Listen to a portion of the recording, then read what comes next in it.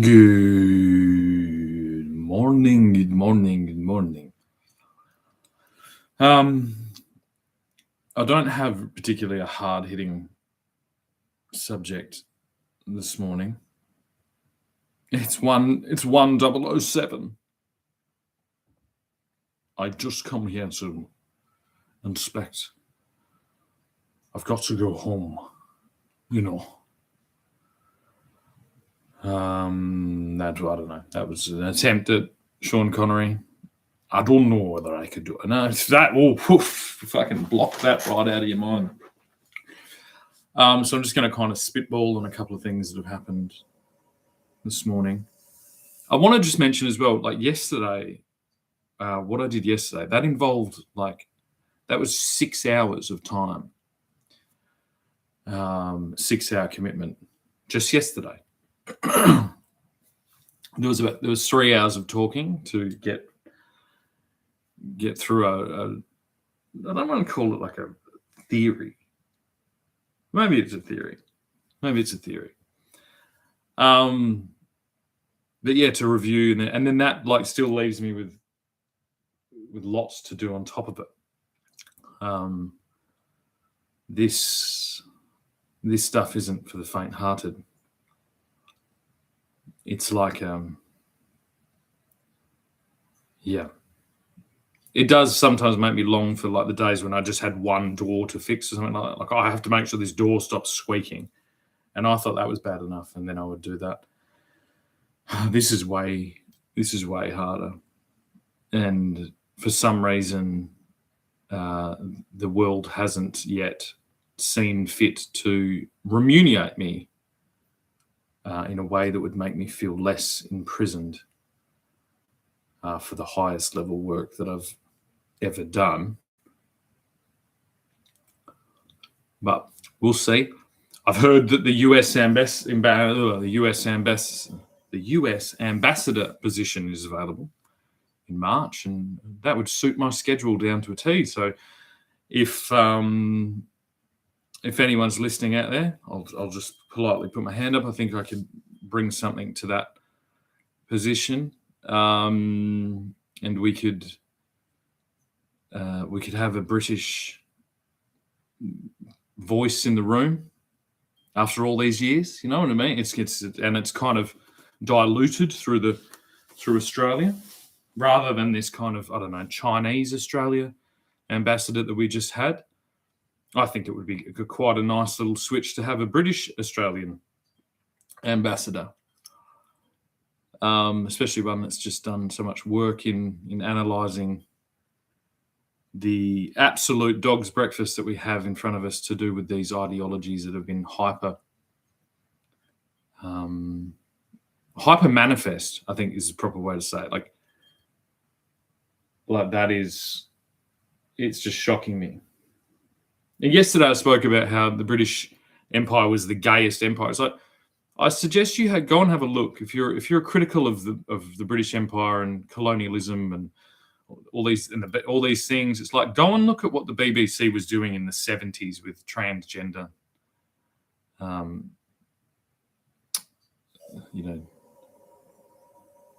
with making their position heard, and pretty high level.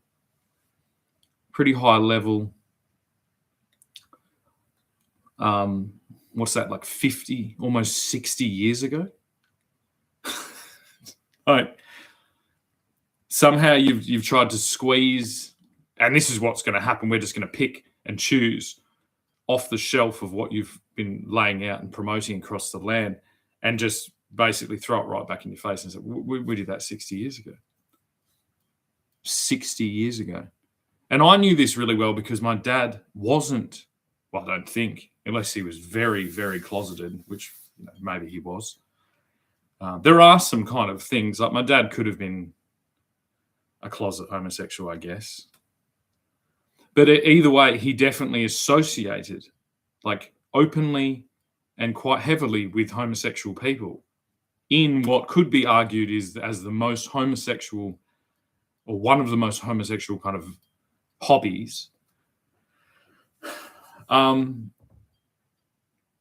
And I think he had this kind of very kind of nice way about that. But it wasn't like ultra celebratory, because Australians aren't ultra celebratory. That's how you can kind of get a hint that something's going wrong. And when they are, it makes me feel uncomfortable. If someone comes in and is like, "Congratulations! Oh my God! Has everyone heard that this person's doing this and this person?" And it's like, it's meant to be a dig. It's like Johnny over there, Johnny and Steve over there. They're poofters. They bugger each other up the bums and do it. And like that was accepting, because it would be the same as like the heterosexual man would be like, you'd be constantly getting ribbed for all types of things. Usually the same. Like, I've heard you've been fucking your sheep down in the back paddock, you fucking dirty scoundrel. And so that was equality. That was British equality, is everybody got shit and everybody got shit fairly. And then if there was a really big grievance, then there'd be a little bit of whatever. And I think that's what happens. Like, we brought the transvestite things out and we incorporated them in, and they got a little bit of shit, but they are dealing with something that's quite heavy. And I think that what was an attempt to bring them into the fold was kind of weaponized by other groups and falsely, promoted to them as heavy discrimination. It's like, it's not really. I think it's fitted in this strange place. And it's just been misinterpreted. And then utilized to do things that are pretty horrific, because it's not uniform across. It's like, if I take my manifestation right now, whether you're saying right now I look like a man, and funnily enough, very weirdly, I look like a man, like myself, from about 9 years ago. And that is really weird. And if there, if there is age to be seen, I don't want to know about it because I can't see any. But yeah, I have a video where I'm talking about PK, and actually this video that I did ended up destroying my my marriage, or my partnership with my children's mother, because a girl that I went to high school with saw how beautiful I looked, and then jumped in my DMs, and the fucking rest is history. And weirdly enough, so I thought I was doing the right thing, because I was like, I didn't want to cheat. I didn't want to have an affair. And I didn't think I could get away with having an affair because of how, I already got caught in this section. I didn't want to have some kind of weird break, trial separation, which we'd done before, and have a weird thing, because that was whatever. And so it was like, I really, I did have strong feelings towards this girl, and so I just left, but didn't really leave. It's like we just went our separate ways, and it's just so fucking complicated, and that's why I'm here. And I called this the father's dilemma, because everything I'm doing is basically an attempt to put what was bestowed into me naturally by having children, especially, I think, very young. Just I'm very much in a natural cycle. And I think for thousands and thousands and thousands of years, people in that position have sacrificed their lives to protect their children, or to bring something back, positive, have a battle to fight for something. And when you're in the kind of, when you're smack bang in the middle of the century of the self culture, or if you're one of the proponents of this, if you're just a single person, no kids, no fucking worries, you just don't understand that. Like this, it's like I can fucking all well and good fuck off. I could stroll around. I could do lots of things. But really, I can't, because I have this fucking instinct to do this thing, because I've got these fucking 3 little brats that are almost adults now. And I look at them going into adulthood and I'm like, holy shit. Like, it's worse. It's like a fucking weird rerun of something that was terrible. And it's somehow gotten worse. And it's like, I've non-stop been trying to fix it, but the system is closed off. Just completely fucking closed off. And the problem is, it's like, there's no, I really do. It's like, the reason it's closed off is because it is going to be so fucking devastating to the status quo. The revelation of a young father, someone who's done these things, like doing all of this stuff that he didn't have to do to fix all of these fucking problems, and getting attacked and all this shit. And then it's like, and then the politicians, the people in charge, just ignoring it. Weirdly, like, and sitting in this no man's land between, well, obviously he's a bit rough around the edges and we didn't have to listen to him and we know better.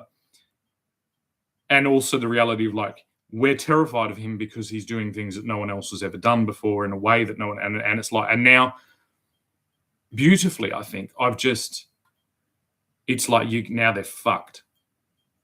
Now they're completely fucked. They have no idea how to fucking deal with what I've done. And it's like, and it just is leaving this weird vacuum of things. And yeah, I don't know. I just don't know. So I reckon the US ambassador position, I reckon fucking, you know what I mean? I think that's pretty good.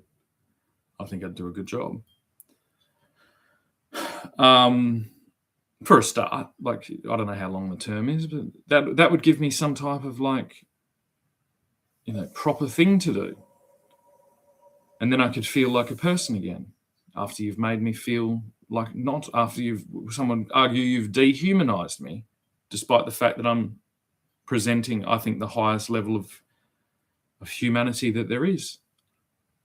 And you all collectively are presenting the lowest form of humanity that there ever is. This scheming fucking, sniveling fucking, let's keep him off in the shadow. Let's not address him. We've got our own things going on. And it's like, this is just, it's flying in it all, from all fucking directions right now. You have to deal with your opposition, wherever it comes from, however it and whatever it's presenting. As long as it's presenting in non-violence, even if it's like that is your job. You don't get to fucking reclassify everything as violence. Like, but basically, what putting a bikini on someone is the modern day equivalent of a political cartoon. Putting a bikini on a woman is the modern day equivalent of what creepy weirdos have been doing for a very long time, of putting women's heads on fucking other women's bodies. And it's like, it's not different enough to fucking ban an entire fucking whatever. And it's just clear that this is fucking ridiculous. It's like, I don't condone it, and I think it is creepy, but there are creepy fucking people out there. And it's like, really all that's it's like, do you ban scissors and fucking glue and glue sticks? And who taught us to fucking use those scissors and glue sticks in the first place? And it's like, already, the reason I think that we're having this with it's like, we're already doing this with everything. You're parading as politicians when you're not. You've stripped me down to to a bikini, literally, in order to try and piece together some type of middle ground of this culture war that I feel like we were addressing pretty well 60 years ago, and that is being conveniently fucking left out of this. Like, this is literally David Attenborough, pulled some strings to get this 60, 50 years ago.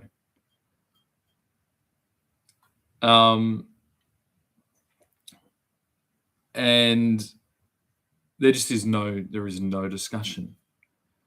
And I think it's like we've got to get to a point where it's like, righto, everyone in Australia next fucking Wednesday is going to argue it out until we come to a consensus about this one fucking issue.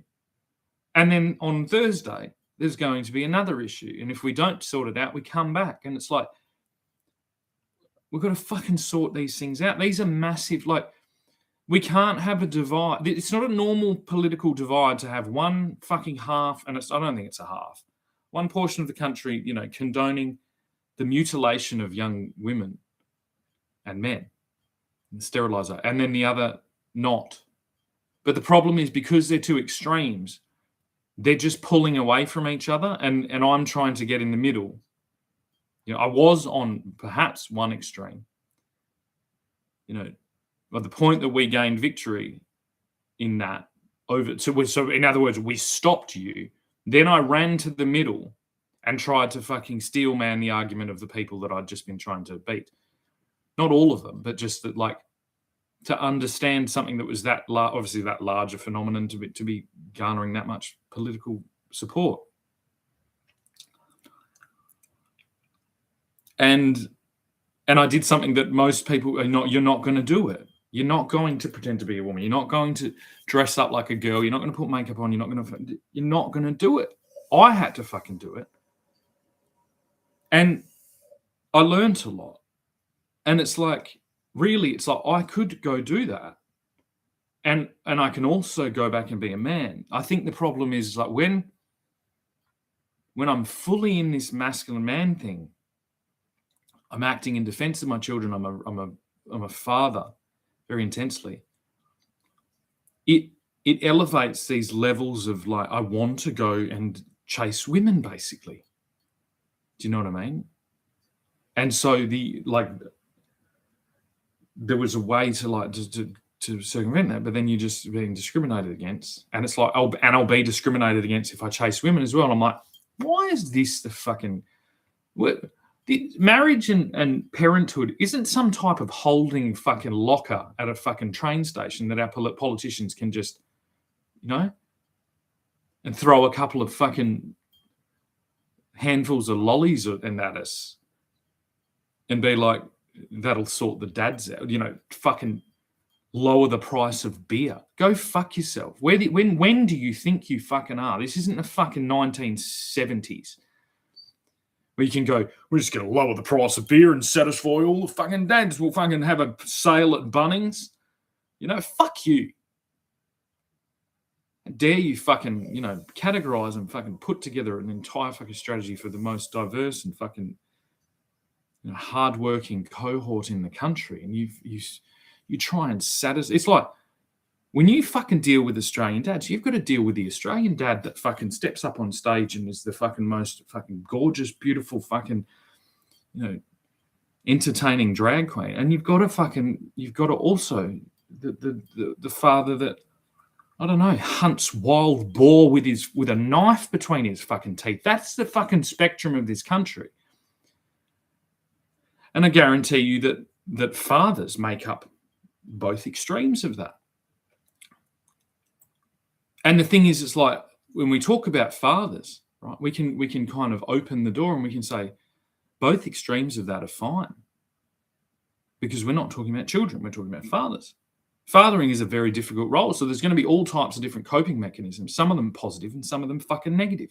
And the drinking, to which, these fucking cock-sucking fucking politicians, throw out a little fucking, we're going to lower the price of beer. It's like, what the fuck are you talking about? I think really, literally, these politicians only know how to use the stimulation of negative things is they've literally dumbed human men down, human males, and specifically fathers, down to such a level that they're like, the fathers want to do things they're not allowed to do, so let's make it fucking cheaper and that'll keep them fucking quiet. But I don't know. I guess we got more complicated with all the exposure to every single thing on Earth in a very short amount of time, and we're very different to our predecessors. And you're still playing the game. And if you're on the left, you're playing the game. What is clearly now, it's like you've got a cartoon fucking version of Australian men, Australian fathers specifically, in your mind, and you are using a fucking strategy that is 40, 50 years old to pander to that cohort, and then everyone is kind of socially keeping this group in this thing. It's like there is no representation of this. It's like we're not concerned now. We kind of put up a thing about the cricket, but it's like, what is going on? What the fuck is going on? I would argue that the fathering instinct to improve and to protect and is the strongest societal changing power that there is. Women have it, women have a strong instinct, but it's very small, and it's in their small thing. But it's like, if there's large threats and large change, it's fathers. I have a teenage son. He's not. I wouldn't quite say he's useless, but he's useless in this. If I'm not fucking enacting change, maybe I am, but he has no chance.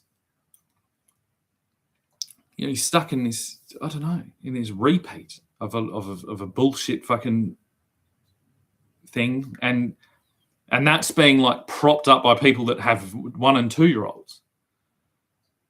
And I'm just basically like, can you stop fucking promote? Like, my son isn't reliving my generation or shit. Just because you're fucking infantilized yourselves by fucking doing the responsible thing and putting parenthood off into this, like, what? No. I'm not listening to parents who have fucking infants, that are just being basically sold things. It's like when you first join something. It's like you're first in there, like you're really susceptible to like bullshit because you're trying to feel like, I'm a parent, I'm a new parent, I've got a pram. What pram have you got? No one fucking cares what fucking pram you've got.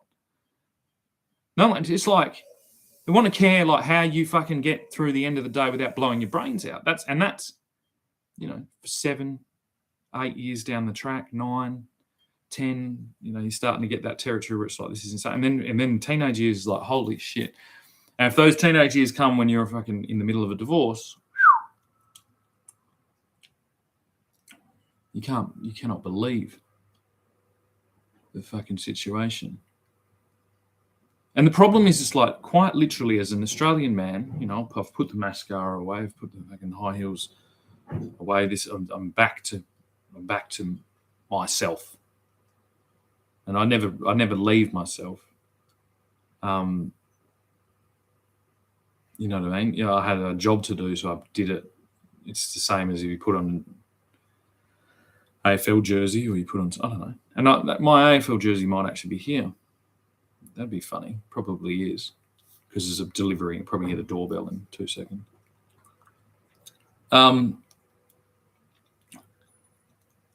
But no, he didn't even ring the doorbell. Mate, you got to ring the doorbell. Fucking hell. But yeah, I put the uniform on and then I take it off. Now the problem is the true reality of Australian men, stereotypically, is that we don't really want much. We just want to go and be at peace in some way, whether it's fishing or fucking camping or hunting or sport or whatever it is. And what's been very successful at keeping us occupied is selling us very, very large and very expensive assets in order to do this. It's almost like it's the thing right now is everyone's attempting. Oh, I want one. Don't get me fucking wrong. Like, I want one of those fucking Land Cruiser Utes. And if I was successful in doing, if I got my work fucking gratified and all this, so I'm going to go buy one. Do you know what I mean? But I think the real message needs to be, it's like that should be at the end of the line, the end of the thing, and not at the beginning.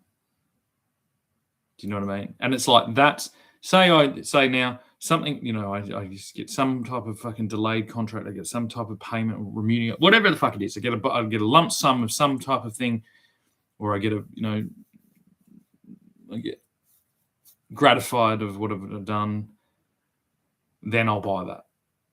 But I'll do quite fine without it.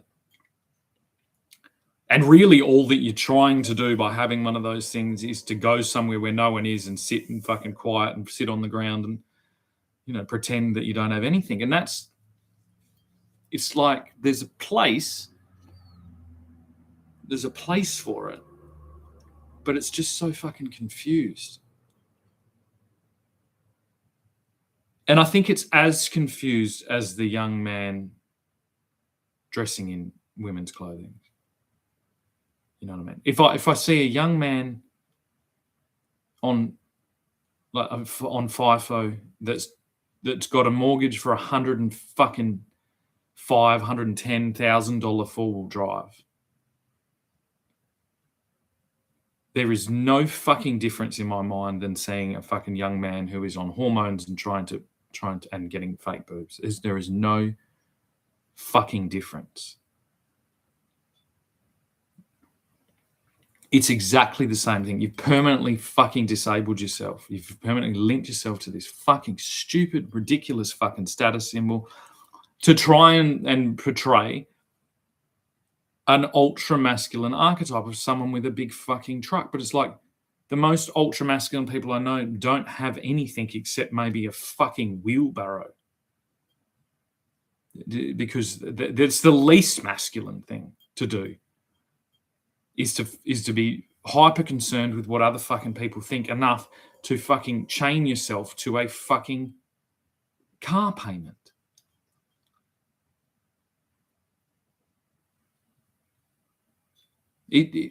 It is an illusion, and it is exactly the same fucking thing.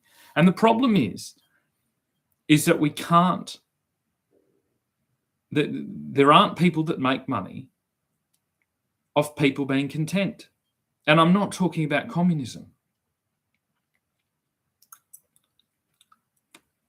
I'm talking about, like, just other ways to claim. So it's like, I put away all of my material things and I started a fight and a battle. Traditionally, if I'm successful in that battle, I will be bestowed with status, social status, whatever that is. And it's earned. I've earned every fucking bit of it.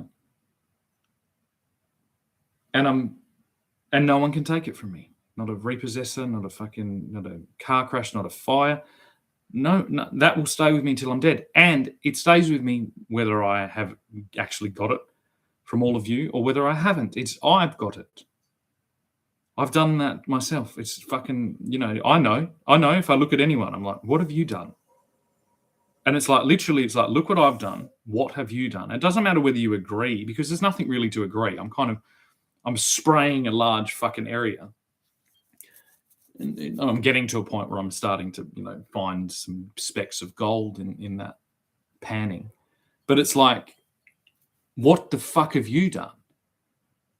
If you think of like mining, it's a gold mine. It's like you go and fucking do wheelbarrow after wheelbarrow after wheelbarrow after wheelbarrow after fucking, raw earth.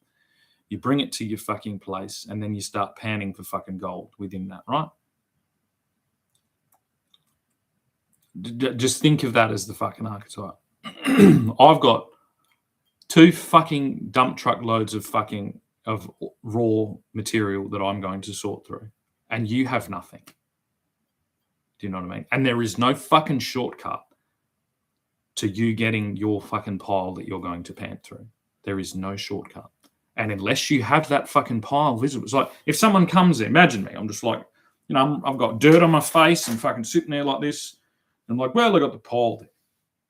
Pretty happy with the pile. I don't know how long it's going to take me to go through the pile, but I'm pretty happy with the fucking pile. Everyone can see the fucking pile. There is a pile there. And like I said yesterday, 6 hours worth of work. 6 hours worth of, like, it's not physically exactly the same as fucking wheelbarrowing loads of fucking raw material and putting it in a fucking pile, but it is not far off. It's intense. It's intense. It's a lot of research, a lot of things like to get that pile. And I'm not saying it's gold. I'm saying it's a pile and I've found some gold in there. So the chances are I'm going to find more gold in there, and I'm going to keep piling and keep panning until I fucking have enough money to retire.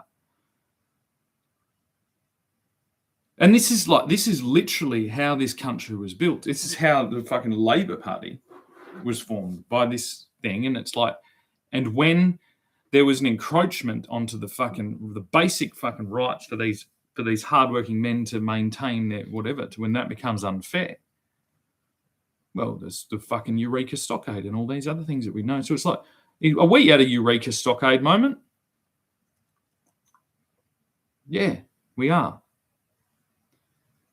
The problem is that there aren't a lot of people that have been doing what I'm doing, piling fucking, wheelbarrow loads of fucking raw material in order to pan it for gold. Because I don't know, because it just wasn't a thing. And if there are people, those people don't fit the archetype of an Australian bloke. And so it's not recognized as something true blue or fucking ochre or fucking, rough. And it's like, you'd fucking better try it before you fucking have that opinion.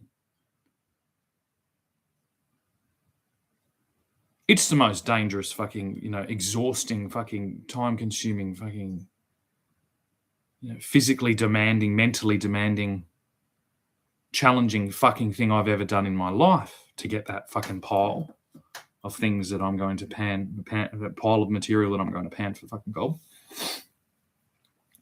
Yeah, it's not strolling with a fucking handbag down fucking the shopping aisles and trying to pick out some fucking new earrings.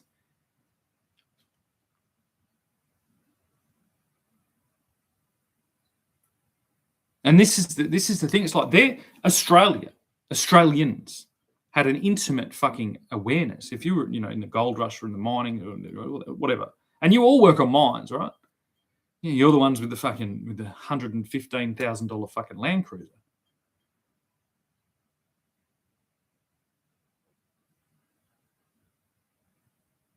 They're the fucking earrings. But it's like, how much fucking gold have you found to buy those fucking earrings? And you haven't bought them. You don't fucking own them. And I think there's something gone terribly, terribly wrong with the international finance, asset fucking, all this thing. Because in the mind of the fucking 22-year-old fucking moron who buys the fucking, the $100,000 Land Cruiser on fucking tick because he's working for the fucking extraction company, if he gets his end in 3 times because of that fucking ute, it's paid for itself. And if it goes into fucking a bankruptcy filing or it goes into and it's like, and these people aren't fucking aspiring to be homeowners kind of in this thing. There's an interim period and they're going out and partying and doing all this stuff. And it's like, how the fuck is that fucking happening in this country?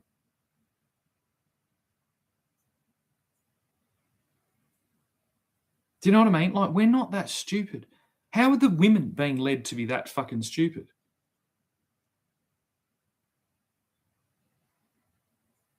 How is this fucking piling up of fucking nonsense actually continuing on? When I have a pile of fucking raw material there that's undoubtedly based on, recent findings, is going to fucking really come through for me with a big fucking win. But that is being ignored. And I haven't gone, there's gold in that ore, I'm going to go and fucking,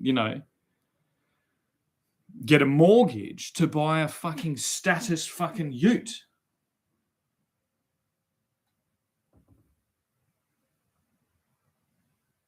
What the fuck is going on? And this is like, what would you class them doing? Politics? Political?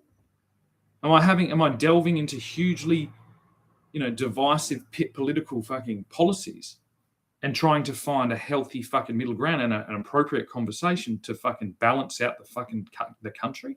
Well, why the fuck aren't I getting paid for that? Say you go to a farmer, he's got 2 bulls, right?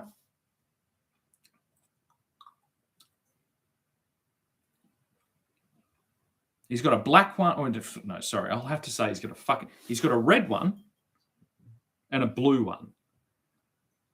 Right. And these 2 bulls run off in opposite fucking directions. And they say, Shannon, you're the best fucking wrangler, the best fucking muster, the best cowboy that there is in this fucking country. We need you to get both those fucking bulls. Not one. You only get paid if you get both. Back into the fucking yard. What? What do I get paid for that? By the farmer. And who the fuck is the farmer in this fucking analogy?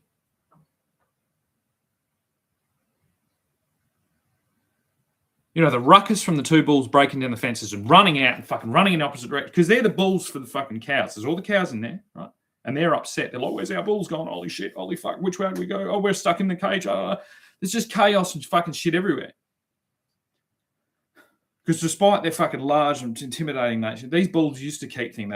They'd have little stoushes, but they'd stay in the fucking yard and they'd fucking communicate with each other and they'd communicate with the cows and they'd keep everything calm. Now they're both fucked off in opposite directions.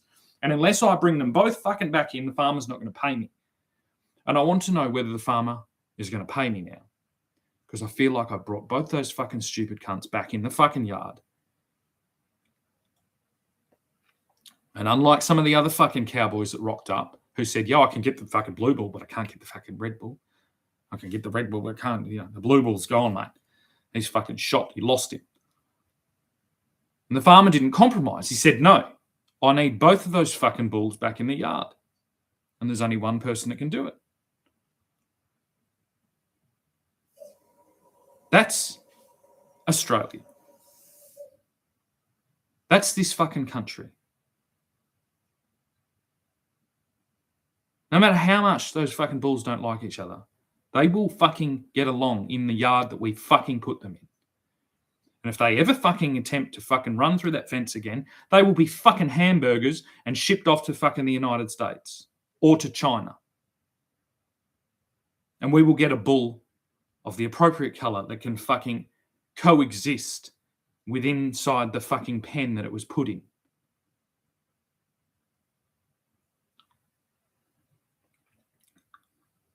You cannot run a fucking country with 2 bulls running in the opposite directions from each other, because that will tear the fucking country apart.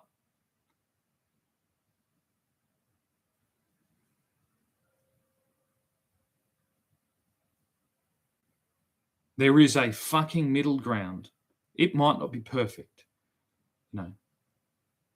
There's going to be compromise on both sides. I've been compromising every day of my fucking life since I sat in a car and listened to my girlfriend at the time tell me that she was pregnant, and then us deciding that we were going to have a child. Every fucking day, every minute of every fucking hour, of every fucking day, of every week, of every month, of every year, I've been compromising quite heavily, not a little bit. Not a little bit compromising, quite fucking heavily. You know, it was volunteer captivity in my mind because I was, you know, like one of those bulls. I was quite happy with fucking running off to the bush and just, you know, breeding with all the fucking wildcat, whatever the fuck it was. I didn't want to fucking be in a pen, and I already knew that then. But I knew that my children would be fucked if I wasn't there, so I fucking compromised every single fucking day. I compromised to do, you know, backbreaking physical fucking labor. I compromised to be fucking poor and to assist my fucking parents, to fucking, you know, to scrimp escape and to try and educate myself to what the fuck was causing all this ruckus. There's not one fucking minute that I haven't been compromising. Even in the you know, the reckless fucking, you know, what's the word? Adulterous fucking behavior that I was. It's like that was a compromise. I didn't have to fucking go and have sex with older women, you know, and pick women that would, you know, appropriately appear to not fucking hound me and ruin my fucking family. I could have had a wonderful fucking young girlfriend and gone and taken happy snaps on fucking bridges and gone on fucking little tours and gone snorkel. I could have done all that stuff and had a fucking family just rotting in the background or just being fucking preyed upon by fucking predatory forces. But I didn't. I compromised every fucking day.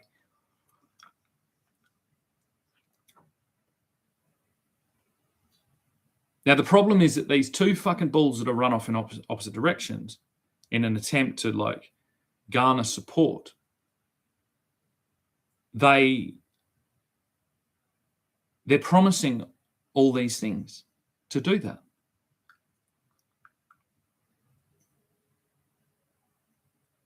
And when you promise things like that,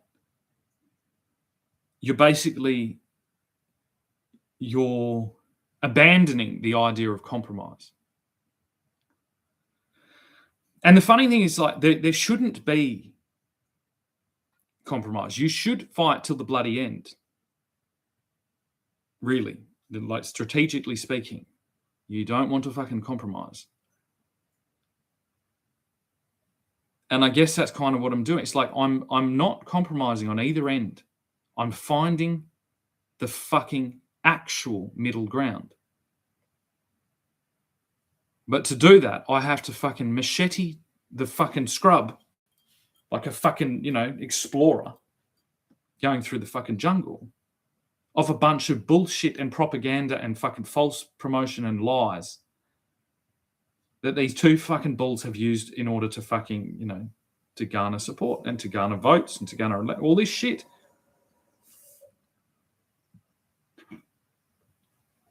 And just to make sure that doesn't happen again, so I've got a fucking big rope and I've fucking wrapped it around their fucking necks. And now these two bulls are attached to each other and they're not going to fucking do anything else until they fucking agree upon the fucking middle ground on these fucking issues that they've used. Things like the trans stuff, there has to be a fucking age. Hard and fast. Like alcohol, like anything. It's like whatever. It's like, because then it's like if you're, you know, it's a little bit different. You know, buying a six-pack for fucking some teenagers in a shopping centre than you know, underground railroading fucking child mutilation. That's some fucking heavy fucking shit. You can already see it doesn't fit in the same area as fucking abortion did, which is the same thing. You know, there's been a healthy discussion between, you know, whatever abortion, all these things, and still it's going on. But there was no discussion about this. It's an effect that's caused by people viewing their current situation through the lens of discrimination. This whole fucking trans ideology is fucking spray painted with the fucking trauma of a discriminated against cohort. All of the ideology falls into it. Like, I watched a thing yesterday that was this young guy who was like 22, when he was 14, he was told by a doctor that he was better to, because he was going to be a tall man, he should go on the hormone blockers, because as a tall man, he would be discriminated against if he was gay, and he would have less options. And it's like, that is not being fucking spoken about at the appropriate level. You know, things that, like, it's almost like, it's like the basic conversation between the two parties has been dragged through this political fucking discourse of distraction and of fucking, you know, cloudy, murky water bullshit.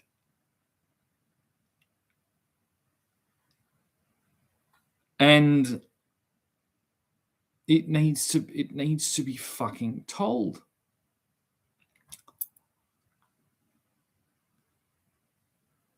It's all to do with a liberated cohort of people that have certain inclinations towards certain things, you know, using that liberation to almost like garden a fucking hypersexual fucking supply chain of stunted and mutilated fucking children. And that exists because if I, as a 6 foot fucking one person, you know, with a strong jawline and all these things, if I put on makeup and a dress, I look ugly to heterosexual men. And then this whole thing is being framed through the lens of that it's a gay phenomenon, that it's a homosexual phenomenon.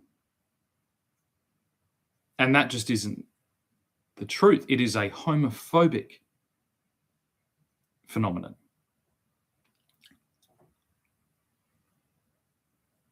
There is a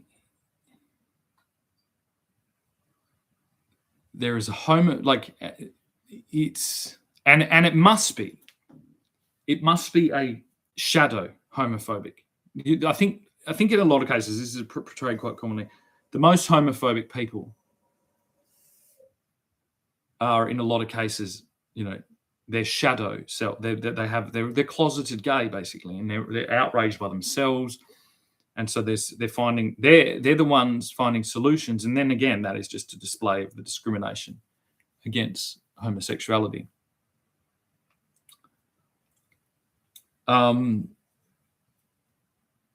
But what I think is happening now is this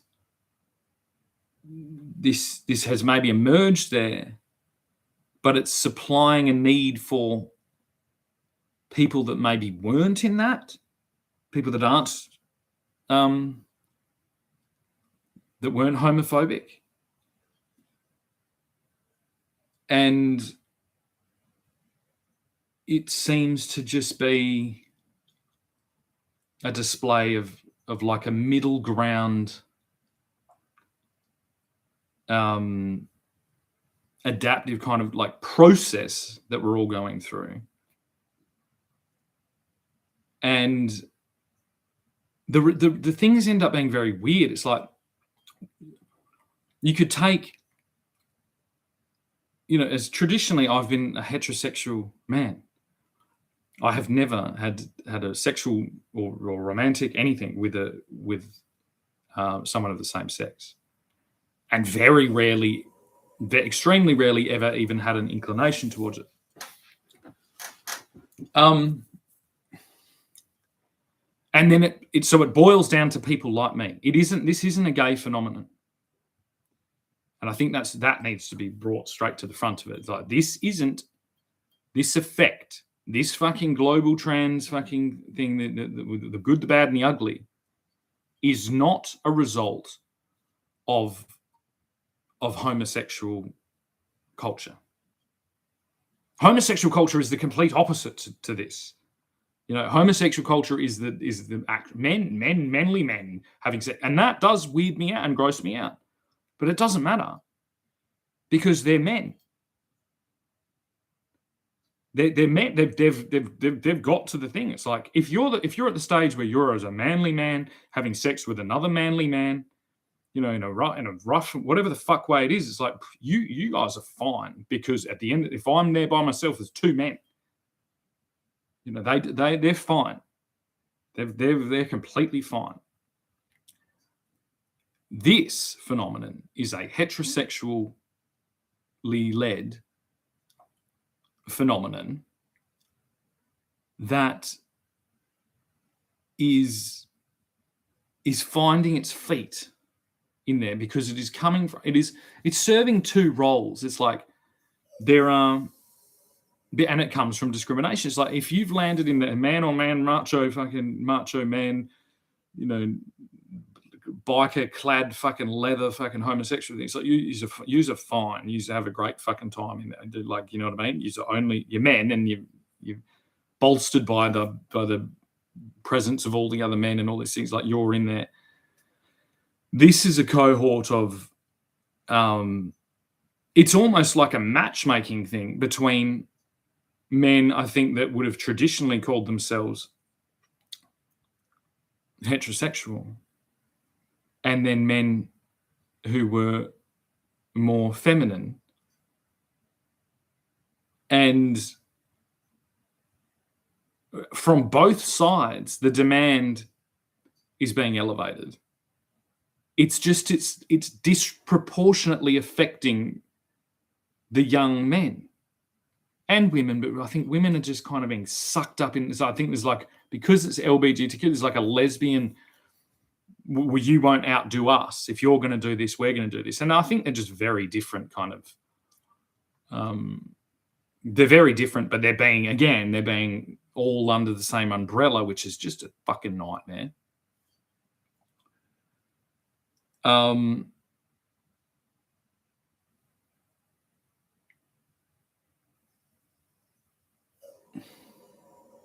it all stems from this discriminatory thing. And I think it's like we need to get down, and I must be predictive in this stuff, because the hottest thing, or I'm not going to say hottest or whatever, one of the most popular things going on in the world is this ice hockey thing about two gay kids, and they look like kids. This is the thing. It's like young teenage and 20-year-olds, they look like kids to me, right? They're not kids, but they look like, I didn't know that was how fucking adults saw like young men, but they do. Probably, especially if you have kids, it's like they just look like children. So and it's weird. It's like, anyway, I don't want to get into that. But that's part of it. It's like I'm way more gay now. Like if I look at young men, I find them way more attractive now than I did when I was a young man. And that I don't think is spoken about enough, because it's like, that doesn't fit the thing. It's like, I was born this way. It's like, no, I wasn't. No, straight as a fucking dime, really, not closeted. Like I was actually open to it and I just wasn't there. I was like, man, not really attracted to these things. Wait 10 years later and it's like, these young guys are kind of a bit all right. And it's like, and that sounds weird to me as well, because I've been conditioned to not look at, young women. I'm not allowed to say that 18, 19, 20-year-olds are attractive really anymore. And that gets really fucking weird and messy if I start saying that, well, young guys are attractive. And then what's even weirder is it's like I also have my children who I raised as a heterosexual man. So it's like they're just my children, and they're like annoying and cool and fun and all this, and that has nothing to do with attraction. That's my children. And then, but what I do look at is I'm like, well, they're kind of stuck in this weird fucking whirlpool of fucking confusion. And I've never heard it kind of healthily explained like this. I've never heard like a man near his 40s, and I'm not at 40 yet, go, oh, well, yeah, I wasn't fucking attracted to men. Now I am young men. And it's like, and I'm not attracted to old men, and I'm not really attracted to men that look like men, because young men, even if they think they're manly, they look like women. And it's like, and it's the same as I said yesterday about the English people are basically gay. We were gay as fuck. It's like young men look like women. So it's like, it's just all fucking skewed. And then we've still got these two bulls running either way. One trying to, one saying, oh, the extreme homophobia and the fucking, that was the right thing. And the other one saying, like, we should fucking, we should Edward Scissorhands all the fucking children into these little fucking freaks. And it's like, fuck off. Of course, nothing's going to happen if, this is the thing. If one of our politicians right now said, oh, yeah, I was straight as a thing, and then now, and I'm not saying I want to pursue it, but I'm saying, well, that's there. Has anyone else had this? And I kind of feel like that's this thing, like that's a lot of it as well. It's like they weren't allowed to, all these fucking things. I more strongly still have the thing for women. And as soon as I start going back and presenting masculine, which I'm doing now, it's like that's like that. That happens like that. Like, there's a young, and weirdly, I am attracted to lesbian-ish women. Like, and that's whatever. That's just my thing. But that would be my probably inclination. That's probably why I can see this. I'm a fringe middle dweller.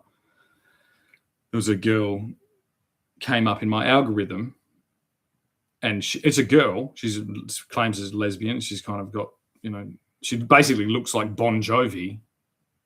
And she's probably 20 or something like that, or 19. And I find her extremely attractive. But I don't find Bon Jovi attractive. And it's like, this is insane. There's almost like this fucking handoff between the ages. And I think right now we are in a moment where we have a really wide view of this landscape with videos. And also, if you're in a generation where you've been I never saw Bon Jovi live.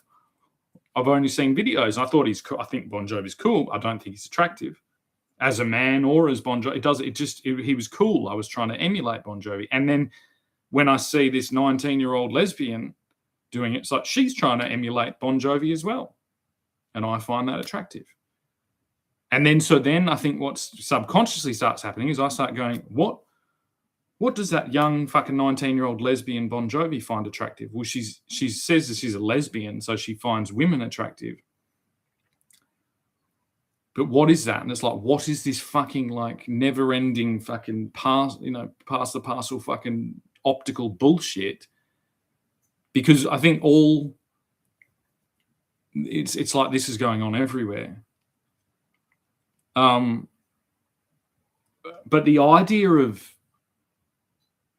and it's kind of all this isn't clear across the board, because like you could imagine this young lesbian presenting as Bon Jovi, if she spoke to a teacher or a guidance counselor or a doctor, and that is that, said something, they'll be like, men don't want you looking like that. And then her answer, I think, is like, well, I'm a lesbian. So, okay. But everything in that's flawed. It's like, well, the man does want that. Like, and that's amazingly attractive. And it's like, who are these fucking people that is implanting in young people and children's lives, talking about what's attractive and what isn't attractive? We fluctuate a lot in this. If I find a 19-year-old attractive who looks like Bon Jovi, but I don't find Bon Jovi attractive even when he was 19, but then I don't find certain whatever female things all attractive, but then I'll find a trans. It's like attraction doesn't work in any way like that. You know, the point where you're going, oh, you've got to go on fucking estrogen and hormone blockers because you're going to be too tall. You're going to be a tall man and you're not going to be able to find a partner. And it's like, what? What the fuck? Like, this isn't a fucking, it's not a rose garden. And you're not a gardener. And if you want to be, then get a fucking rose garden and start gardening. Do you know what I mean? And then it gets like, then should people be able to have these types of things? We need to split it up again. It's like, all right, there are boys wanting to turn into girls and they're getting fake boobs. And it's like, yeah, there were girls that got fake boobs in my generation. Nobody fucking kicked up a fucking stink about that, which still weirds me out. You know what I mean? It really weirds me out. It weirded me out then. It's like, I guess I'm like knocking on Parliament House. I'm like, shouldn't we address the fact that all these fucking young girls got fake boobs when they were fucking 18, 20 years ago? And then that was completely normal. And then there wasn't a debate. There wasn't a political debate about that, even though some of them were fucking off to Thailand and doing it. And it's like, and then this is just, it's like the men doing it. And I'm like, well, yeah, go for your life, because being a man is absolutely fucking ridiculously shit. And you have no fucking hope. So if you're a young, attractive fucking thing, and you like men or whatever, so you want to be a fucking girl, so go fucking do it. But don't, no, I wouldn't start that fucking early, because it's like, it's the same as I wouldn't, like, this is the same level as from my generation of going, if I walk around the neighborhood with a six-pack and start drinking with teenagers out the front, which happened. In the fucking 50s, 60s, 70s, that happened. That was a thing. There would be old, like, men that would walk, you know what I mean? Or like drive around a car and say, hey, do you want to come and have a nice cold beer? And that was what happened. It's like, this is like this weird medicalized fucking solution to these fucking strange intergenerational problems. And it's like they're my fair ladying these young boys into being fucking like it's whatever. And it's like, and it's clear that there is no, it's in the absence of fathers. So they're just completely fucking vulnerable. And it's fucking insane. Like, it's absolutely, and this conversation isn't being had. There's like an assumption, because I think there's an assumption like that, because traditionally in a war, there is a winner of a war. Not always. Sometimes there's usually a compromise. And in fact, look at Ukraine right now. There's a compromise and a land deal in the middle. But it's like, and this is kind of what we're having with the culture war. But it's like, no one. It's almost like both extremes are completely insane. And it's like, why are we having the battle out on the edges when traditionally a war takes place on the line in the middle? And it's like, why isn't that line in the middle being elevated to the highest level? And that's what I'm doing that with myself. I'm like, what about this? What about this? And I have to fucking invoke the spirit of someone who's, having gender fucking issues. And then even within that, I've found positive things in my life. Like I've fixed massive pelvic fucking like paralysis, almost, I would describe it as it now, by being in the feminine. And that is so ridiculously beneficial to my life. And it doesn't matter whether I'm a man or a woman. And it's like, that's the gold. That's the gold. And we have two fucking political fucking ideologies and extremes that are, yeah, you might have piled up the things. You've piled up the raw material, but that raw material is already people. You've already fucking enacted change. Like, that was how you it's almost like fucking piling up bodies in a war. And I piled up thoughts and observations and experiences and data of your fucking war.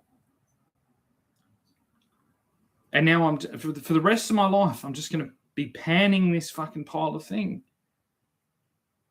And it like,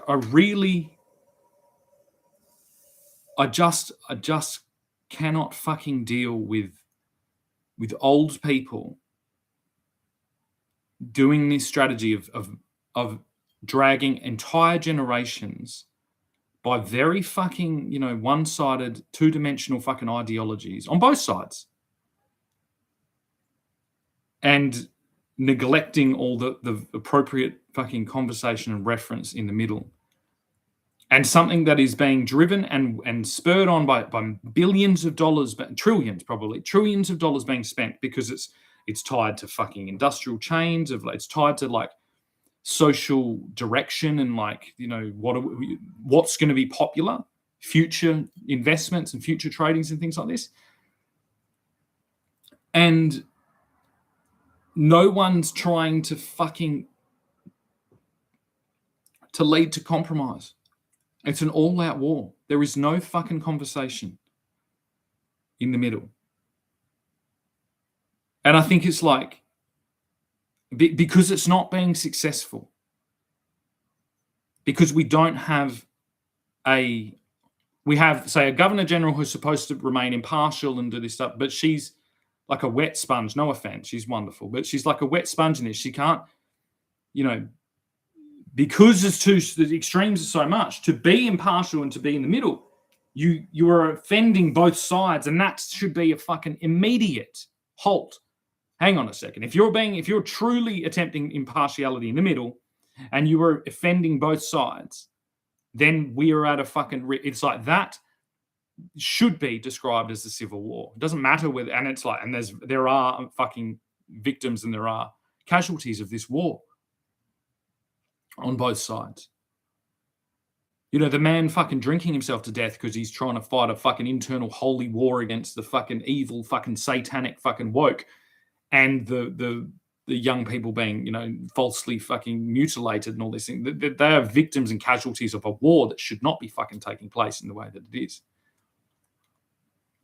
Impartiality is the pen that those fucking two bulls need to be fucking brought back to. You know what I mean? If you want to fucking go and experiment with you've got to relocate. You do not fucking corral and whip and fucking terrorize our entire fucking nation into this. You go to the extreme place. It's like there are places within Melbourne that you can go and be as fucking gay and as trans as fucking, and you'll be in the fucking majority. It's fine. That already exists. And there's places where you can go and be the most fucking whatever. And that all exists within our country. We need some type of fucking middle ground, compromise, fucking impartial fucking agreement to end it. And then a suggestion of a suggestion that you should relocate. If you find yourself in a place that's not appropriate to what your ideology is, you should relocate. The problem is that my ideology is, freedom and Australia and all, and hard work is going to pay off, and, not to support indebted fucking servitude, and not to destroy the land base and all these things. So it's like that again, like I said, there's no compromise when there is a mass of people invading every single one of my things that I hold most dear. I don't care about the trans thing at all. I just know that that's a place that if I can bring that back to impartiality, then I can perhaps enact fucking change onto the things that I actually do want to do.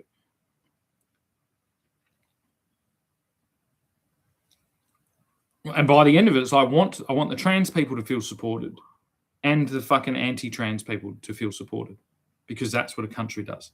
Because they both have valid points. There's been inappropriate and over-exaggerated, strategies and policies on both sides. So it's like, okay, you're going to come back to here. And most importantly, it's like, yeah, these things might feel like massive issues towards you right now, and this is whatever, but it's like there are larger issues. And this entire conversation is held in a place that I consider frivolous and fucking self-indulgent and self-absorbed and fucking selfish anyway. And so I will not have my country, my entire fucking globe, my world dragged down by people that are being constantly fucking pandered to, who are basically just selfish, fucking self-absorbed, fucking narcissistic fucking lunatics. Especially when, as I said, every day for the last fucking 19 years has been a compromise. And majority compromise, like 90% compromise. You know, I would like to go, you know, basically buy a motorbike and go around Australia bedding fucking beautiful young women. And I don't do that at all. And it's like, I could fucking do it. And that is, it's like, that's my sexual inclination. And as I said, it's like a 99% compromise. So why is there a fucking conversation going on of people that are 99% not compromising?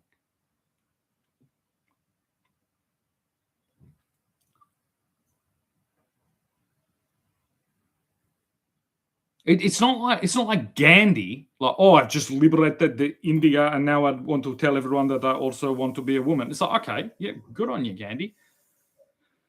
It's like these are fucking children. These are children. They haven't done anything yet. You know what I mean? And no one cares.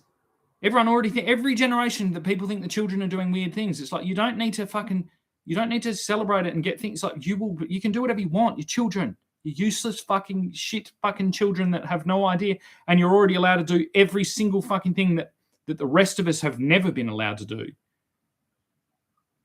And it's like, where the fuck are we going to stop? Because very soon there's going to be a generation that said, that starts fucking, wearing Victorian clothes and sewing their own things and growing potatoes and fucking, shaking their heads.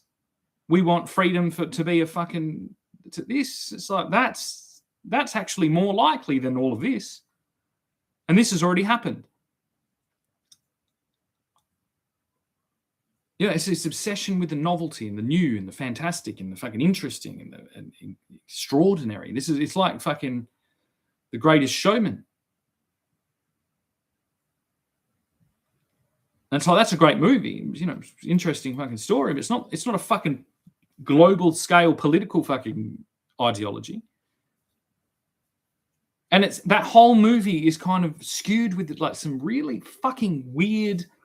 Like, it lands on all its fucking points really weirdly, and I think it celebrates it. And it, like, if you asked anyone, they'd be like, yeah, it's not a fucking hero story. It's just a story. Yeah, but made into a movie, which has to kind of have a hero's journey. And it's like, the hero's journey is like an anti-hero's journey. And it's a snapshot, and it's supposed to invoke all these different things and whatever. But it's like that.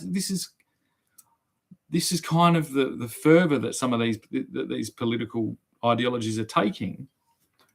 And it's the same promotion. It's like we've been lulled into this overconfidence that it's like, yeah, the story of him not giving up and keeping on going. And that's all the stories I've ever watched about everything, about surfers, about fucking, I don't know, explorers and fucking people going to Mount Everest and people starting circuses and people fucking Harvey Milk, fucking queer rights and all this. And it's constantly, but it's like, what? All right. So the hyper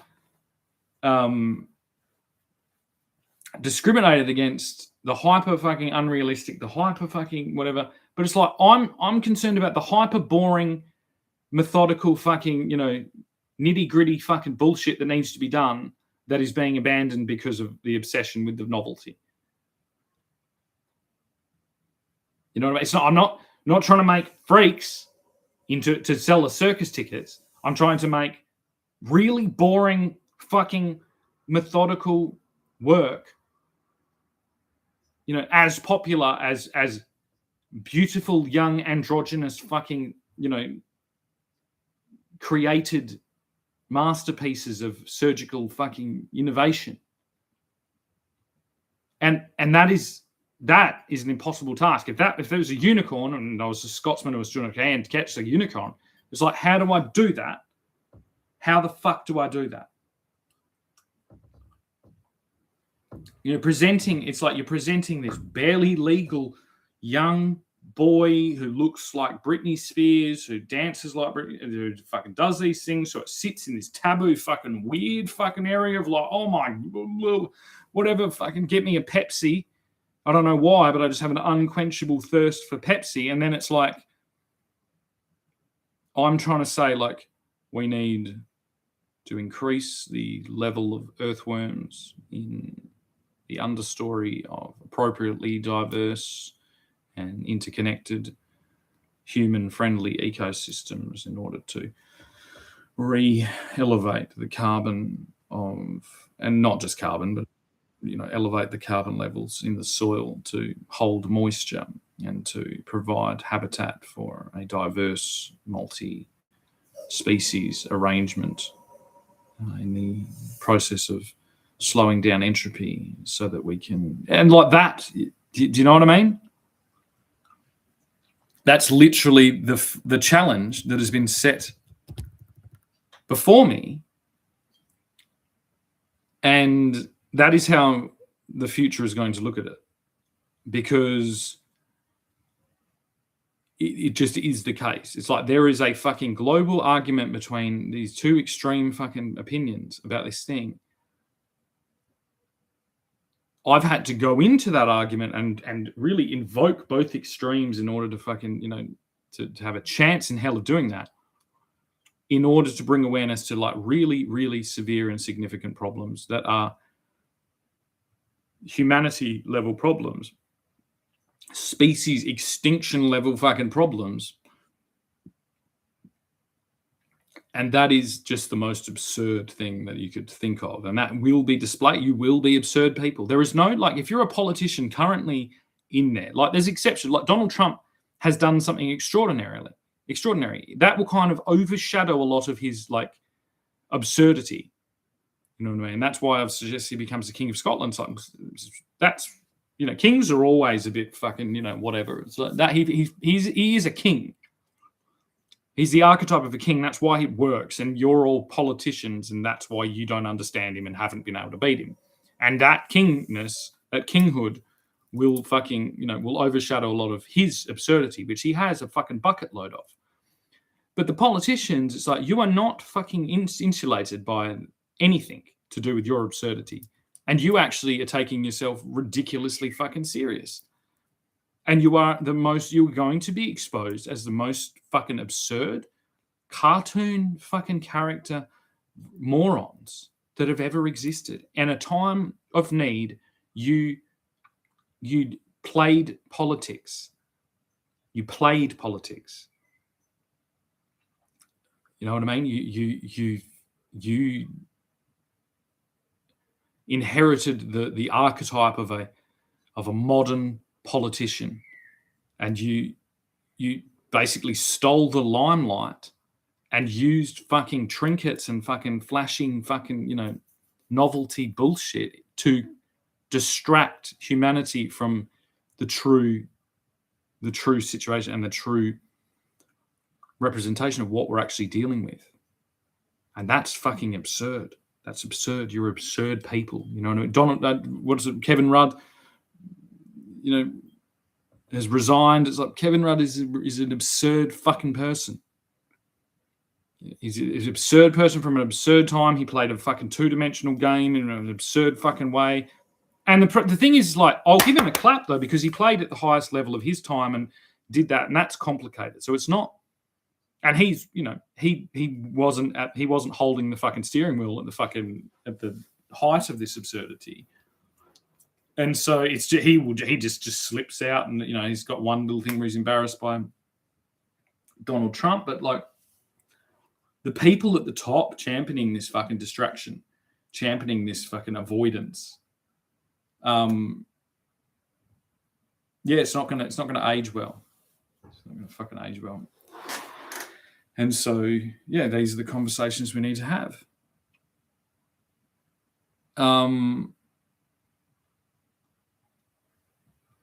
And I'd say I'll continue to masculinize, and I'll try and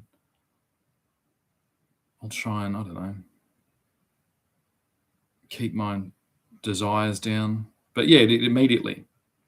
So within myself, it's like I can invoke this, and it's pretty severe. It's pretty intense. Like I had been looking and seeing, quite a feminine person, and even when I look back, and I'm not always hitting it well, and I haven't really put a lot of preparation in. So if you think I'm an ugly woman, just go easy on me, because I haven't put any makeup on. I've only got a little fucking tiny bit of whatever, and I'm a little bit more overweight than I think I would be if I was. But see, that's getting into this nitty gritty to do with attraction. But it's like as soon as I go to be a man, because I'm kind of heavier than I've been in a long time, and I start growing a beard, and I'm just like, whoa, big man there. And I do lose myself in this thing, so it's intense. And as soon as I'm there again, I'm like, big man. Like I almost turn into like a caveman. I don't, obviously, I'm still pretty capable linguistically, but it's like, get a bit caveman-y. I'm like, ooh, big man, like girly look like Bon Jovi. Big man want to go pick little lady up that look like Bon Jovi, take her on picnic. It's kind of what I get to. And yeah. But then also there's the centered holding true fucking, thing. And I'm like, I think I should marry Donald Trump's granddaughter and become the king of Greenland. And that's because that's challenging. You know what I mean? So I know what I'm going to, I know I'm going to have lots of fun if I go and, chase a young woman who wants to live some type of rock and roll, free loving, free spirit life. And I'm quite happy to do that. But the thing of selecting someone of a higher it's like that's a higher, responsibility. It's a higher level. It's a high, and it truly is a deep level of attraction now. I don't know whether it's reciprocated. I have no idea.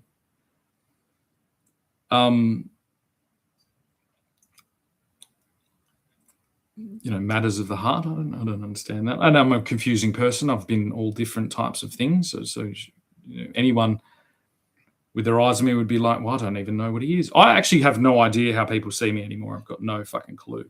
So yeah, that's basically what I'd say about that. But yeah, there's like an otherworldly kind of attraction. There is an insistence from people on the other side of this type of thing. Not in a creepy way as well. I'm like, well, obviously, if it's not, there's nothing there on your side. I don't want to. Like, I'm actually not that. I'm kind of like, I'm not going to. It's already hard enough. I'm not going to go fucking whatever. But it's like there is something there. I don't know. Let's see how this all pans out. I know that it will land in the way that it's supposed to.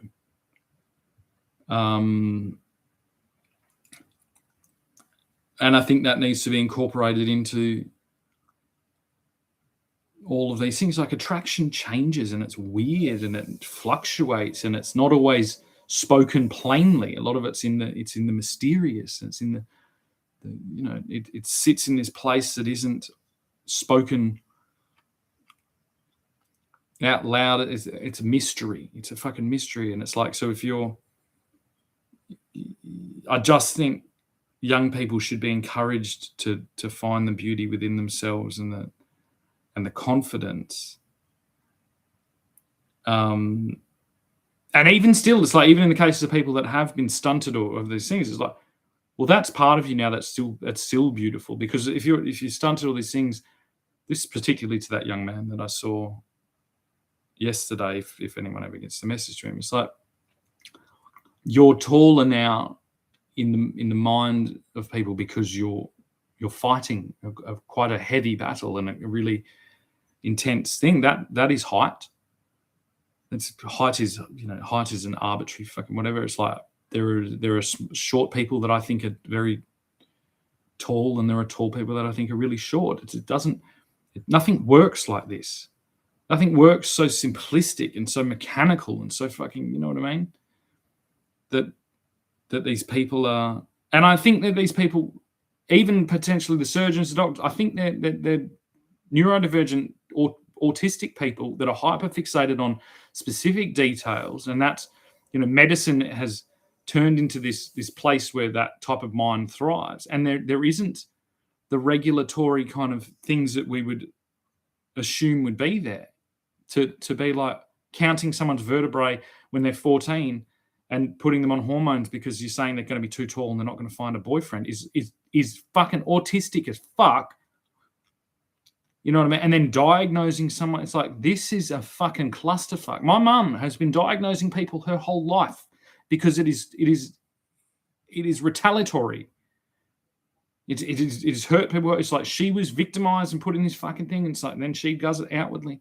Now the problem is, it seems like these people are been given fucking certificates, and they're doing the same thing. Like there is not a worse reality in the fucking world than my mother being given the legitimacy of a fucking certificate to go and spread what was done to her out to other people, and that is, I think, exactly what is happening. It is seeds of doubt that is being spread willy-nilly. It is fucking abuse. It is gaslighting. It is controlling, dominating, fucking absolutely psychotic fucking behavior. And there should be a fucking global inquisition into the behavior and the fucking actions of this psychiatric community across the fucking board. Perhaps, some level of understanding towards the fact that these people might be neurodivergent, and they might have been groomed into this, or fucking persuaded into this, or unchecked, or they don't possess the self-regulation of social interactions and reading the room that they should, and that's been missed in some type of frenzy to create distributors and to create, people of authority. And I think that really, and that's an industrial level, commercial industry, and that's where we get these results. That's where we get these fucking phenomenon happening. So yeah. And unlike kind of McDonald's, where there's a machine, they have a uniform milkshake machine that fucking constantly breaks, but it's like, it's uniform, it does things, you put the stuff in there.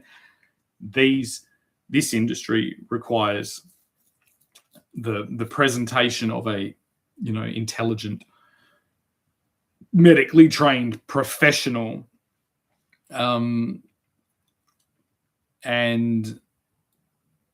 I think we are at the cusp of where this is obviously becoming exposed. It's very clear to anyone who's looking, and then this is the most dangerous position, because we're at a position where AI is knocking at the door, and AI being a language model will, if that is brought forward as, basically, it's like, if anyone attempts to bring an artificial intelligence, mental health fucking robotic fucking diagnosis thing to market, those people will be bombed by constant and fucking never-ending fucking literal incendiary fucking destruction. That is a non-fucking argument. There is no fucking compromise on that at all. If you seek to bring forth a fucking artificial intelligence, conversational diagnosis thing for mental disorders, you will be bombed. You will be killed. You will be fucking run out of every fucking town that there is. You would literally, that is an act of war. So it's clear now. It's been said. So if anyone's fucking on the horizon fucking planning that, you should fucking plan some fucking pretty heavy defenses against some of the most sophisticated fucking sabotage and military fucking intervention that there is. Not a good fucking business to be in. Maybe you should fucking plant some trees. All right, that'll do. Thank you.